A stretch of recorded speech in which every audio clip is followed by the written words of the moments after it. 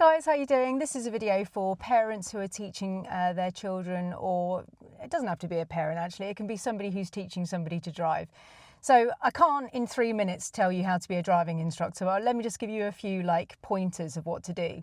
So when you're teaching somebody to drive, you're going to go around in a circle of full talk through, which means you tell them absolutely everything to do.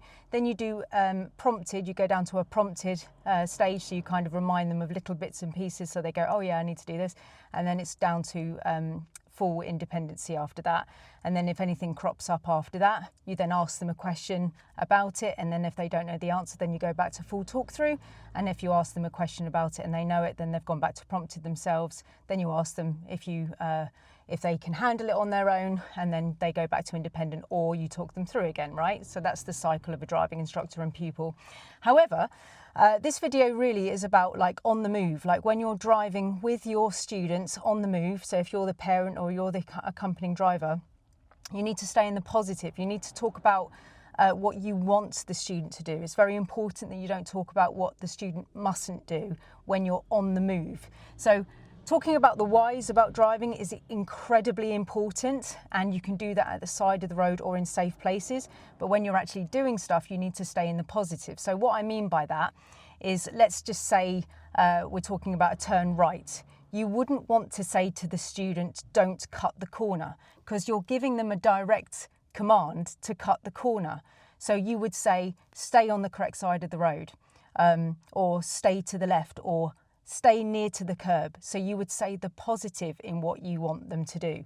So another situation would be if you're coming up to a narrow situation, you wouldn't say, don't look at the car, don't look at the parked car, don't look at this. You would want to state where you want them to look. Look at the gap. Is there space to fit? Look down the road. So you're saying where you want them to look. It's very important that you don't say what you don't want them to do.